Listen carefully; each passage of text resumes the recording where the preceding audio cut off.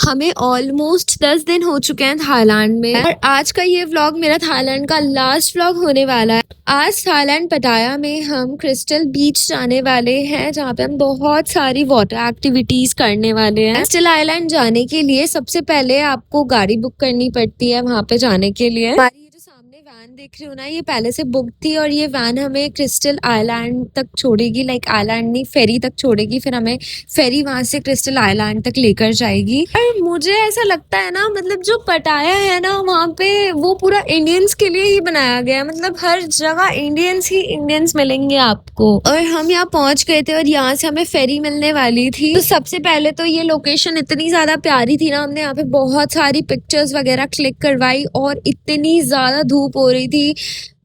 मुझे ऐसा लग रहा है मैं इंदौर वापस जब जाने वाली हूँ पूरी काली होकर वापस जाने वाली हूँ मैं। इतनी सनस्क्रीन लगाने के बाद भी कोई असर नहीं होता है। तो जिस लोगों ने वाटर एक्टिविटीज में पार्ट लिया था उन लोगों के हाथ में ये मार्कर से कुछ उन्होंने टैग मतलब कुछ लिख दिया था हाथों में। देन थोड़ी देर यहाँ रुकने के बाद पिक्चर्स वगैरह क्लिक करवाने के बाद हम निकल गए थे अपनी फेरी लेने के लिए। और मुझे ऐसा लगता है ना कि आप पटाया आते हो थाईलैंड में तो आपको कुछ फील ही नहीं होगा। मतलब हर किसी को हिंदी आती है, यहाँ पे हर कोई हिंदी लैंग्वेज बोल रहा है। इवन ये जो इंस्ट्रक्शंस दे रहा था ये थाईलैंड का ही और ये भी हिंदी बोल रहा था। और ये वाली जो फेरी थी ना ये इतनी ज्यादा तेज चलती है, इतनी ज्यादा तेज चलती है कि मैं क्या बताऊं। फिर बीच में हमें एक जगह उतारा गया था, यहाँ पे हमें सारे इंस्ट्रक्शंस वगैरह मिलने वाले थे कि वाटर एक्टिविटीज कैसे करनी है, सारी चीजें वो हमें बता रहे थे। यहाँ पे ना इतने प्यारे प्यारे आउटफिट थे तो मेरे को तो एक आउटफिट यहाँ पे इतना ज्यादा पसंद आ गया था, फिर मैंने उसे लिया और यहीं पे मैंने चेंज कर लिया था। हमें थोड़ा सा सी साइड लेकर आया गया और यहाँ पे हमारी एक अंडर वाटर एक्टिविटी थी जो हमें करनी थी, तो वो मैं रिकॉर्ड नहीं कर पाई थी।